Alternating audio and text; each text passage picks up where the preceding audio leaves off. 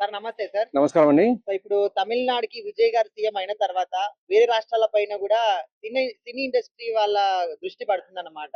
Like ఇప్పుడు ఆంధ్రప్రదేశ్‌లో పవన్ కళ్యాణ్ లేకపోతే జూనియర్ ఎన్టీఆర్ నెక్స్ట్ సీఎం ఎవరు? అంటే మీరు ఎవరి పేరు ప్రస్తుతానికైతే పవన్ కళ్యాణ్ గారు ఒక్కరే కనిపిస్తున్నారండి. జూనియర్ గారు అయితే అంతకు ముందుకే ఎప్పుడో డిక్లేర్ చేసేసారు. ఇప్పుడు అట్లా అయితే నాకు రాజకీయాల్లోకి వచ్చే ఆలోచన లేదు. ప్రస్తుతానికి టీడీపీ అనేది తన సొంతంగా గెలుచుకునే సత్తా ఉంది. అది నడవనివ్వండి అని చెప్పేసి వదిలేశారు. ప్రస్తుతానికి నేను సినిమాల మీద దృష్టి సారిస్తానని చెప్పేసి చెప్పారు. కాబట్టి ఇక్కడ మనకు ఆంధ్రాలో అయితే పవన్ కళ్యాణ్ గారు తప్ప ఇంకా వేరే వారు ఎవరు లేరు. అంటే చాలా మంది జనాలు లైక్ టీడీపీలో ఉన్నటువంటి సీనియర్ నేతలు గూడా కోరుకుంటున్నారు.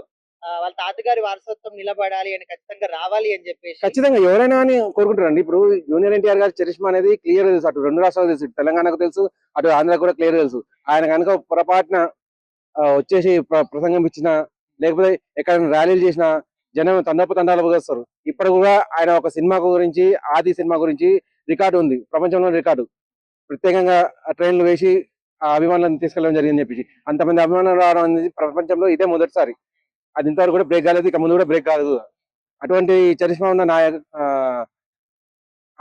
అభిమాన నటుడు ఎన్టీఆర్ గారు.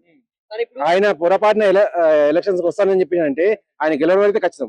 కాకపోతే ఆయన వచ్చినప్పుడు ఇప్పుడు ఆయన ఏమి ప్రకటించకుండా ఆయన ఈయన అనే బదులు ఇప్పుడు ప్రస్తుతం ఉన్నది అయితే ఓన్లీ పవన్ కళ్యాణ్ గారు. విజయ్ గారిని చూసి ఇన్స్పైర్ అయ్యి అరే నేను కూడా వస్తే బాగుంటదని అంటే ఒకవేళ వస్తే ఖచ్చితంగా కళ్యాణ్ గారు వెనకడుగు వేయాల్సిందేనా? లేదండి, అటువంటిది ఏం లేదు.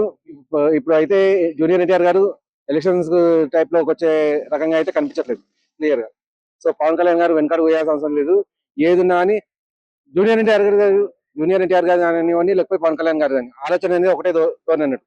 ఏదున్నా నా ప్రజలు, నా అభిమానులు వాళ్ళు అభివృద్ధి చెందాలని చెప్పేసి. ఇప్పుడు ఆల్రెడీ పవన్ కళ్యాణ్ గారు ఉన్నారు కాబట్టి జూనియర్ ఎన్టీఆర్ గారు ఆలోచన అయితే చేయరు నాకు తెలిసినంత వరకు. ఇప్పుడు చాలా మంది యాక్టర్స్ ఇండస్ట్రీకి చెందిన వాళ్ళందరూ కూడా పాలిటిక్స్ వస్తున్నారు. సో ఇప్పుడున్న వాళ్ళు కాకుండా అన్ని రాష్ట్రాల్లో కూడా ఇండస్ట్రీ వాళ్ళు పొలిటీషియన్స్ గా వస్తే ఎట్లా ఉంటుందని?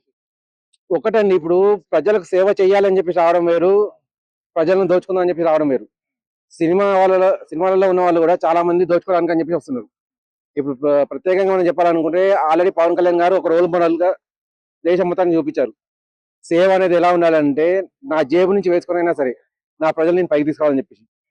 పొరపాటున పవన్ కళ్యాణ్ గారిని కనుక చూసుకుంటే సినిమా ఇండస్ట్రీ నుంచి ఎవరు కూడా రాజకీయాల్లోకి రారు. ఎందుకంటే ఎవరు కూడా సొంత డబ్బు ఖర్చు పెట్టుకొని సేవ చేద్దాం చెప్పి అనుకోరు. క్లియర్ అది. అవమానాలు అనేది అవన్నీ వదిలేసేయండి. ఇప్పుడు రాజకీయాలకు వచ్చిన తర్వాత ఖచ్చితంగా మాటలు పడాలి, తిట్లు పడాలి, ఈవెన్ జైలు కూడా పోవాల్సి రావచ్చు. అవి క్లియర్ చేసింది. కాకపోతే పవన్ కళ్యాణ్ గారి లాగా సొంత డబ్బు ఖర్చు పెట్టేసి అభివృద్ధి చేయాలని చెప్పి మాత్రం ఎవరు అనుకోరు. అలా అనుకున్న వాడు వచ్చిందంటే ఖచ్చితంగా వాడు సీఎం అవుతారు. పవన్ కళ్యాణ్ గారిని రోల్ మోడల్ గా తీసుకోవాల్సింది ఎవరైనా సినిమా నుంచి రావాలంటే. ఆయన పోటీ అనేది ఎవరు లేరు. స్పోర్ట్స్ నుంచి ఎవరు రాలేదండి. ఇప్పుడు సపోజ్ ఇప్పుడు మన దగ్గర ఉన్నది సచిన్ టెండూల్కర్, రాహుల్ గాంధీ, గంగూలీ, వీళ్ళు ఉన్నారు. వీళ్ళు ఆల్రెడీ పెద్ద పెద్ద ఇండస్ట్రీలు పెట్టుకున్నారు. ఇండస్ట్రీలు పెట్టేసుకొని ఆ ఇండస్ట్రీ నుంచి సంపాదించుకుంటారు. వాళ్ళకి సంపాదన మీద దృష్టి ఉంది కానీ సేవ చేద్దాం చూపించలేదు. సేవ చేద్దామని చెప్పి పొరపాటు ఉన్నవారా ఎప్పుడో రాజకీయాల్లోకి వచ్చేవాళ్ళు. ఒక గౌతమ్ గంభీర్ అనే వారు ఉన్నారు, ఢిల్లీలో చాలా మంచి పని చేస్తున్నారు ఆయన. కానీ ఆయన సీఎం అవ్వాలి అనే ఆలోచన అయితే ఆయన ఇంతవరకు రాలేదు. ఆయన ఏ ఇంటర్వ్యూలు కూడా చెప్పలేదు. ఆయన ఢిల్లీలో ₹1 భోజనం అని చెప్పేసి ప్రతిరోజు 360 రోజులు సేవ చేస్తున్నారు. అటువంటి నాయకులు ఖచ్చితంగా ఉండాలి. Thank you.